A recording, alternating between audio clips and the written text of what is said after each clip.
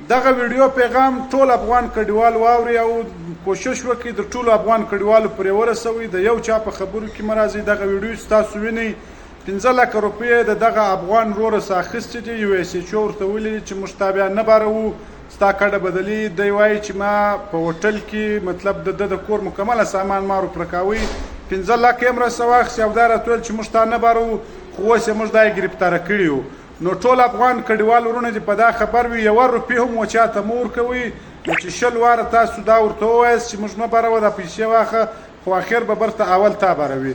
نو ټول ملګری دغه ویډیو پیغام پر مخ تر سره نشر کړي او راځي دغه خبري را سره واوري. जुल्म क्या हुआ है? जुल्म ये मुझसे 5 लाख रुपए मुझसे लिए किसके लिए? मलक मनवर SHO ने, ठीक है कि तुम नहीं जाओ मेरा बात।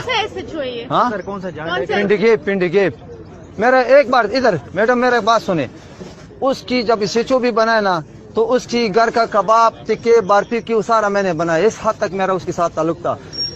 2 दिन पहला मैं गया, मेरे गिरफ्तारी से पहला 2 दिन मैं गया उसके पास, मैंने बोला मलक जी हमारा क्या होगा, उसने मेरा दुकान गाय ये सर भी मुझे जानता है, ये वहाँ पे पिंड में रहता, ठीक है। मैंने उसको बोला मैं क्या करूँ, अपना माल शाल बेच दूँ क्या करूँ, उसने बोला तू कोई परेशानी न कर, तुम 5 लाख रुपए दो मैं तुमको अपना फार्म में बिठाएगा। मैंने बोला ठीक है। दूसरा दिन आया है थानादार